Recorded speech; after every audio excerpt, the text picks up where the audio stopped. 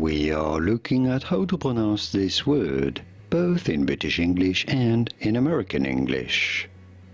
As for its meaning, it describes a person or a manner feeling or appearing casually calm and relaxed. In British English, this is normally pronounced as nonchalant, with an emphasis on the first syllable, the non syllable, nonchalant.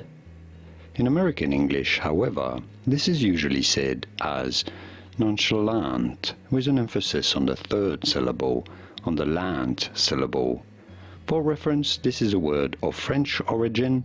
In French, it is said as nonchalant, but in British English, nonchalant, while in American English, it is said as nonchalant. Did you get it? Do you pronounce it any other ways? Let us know in the comments. Here are more videos on how to pronounce more words in English whose pronunciations aren't exactly always obvious.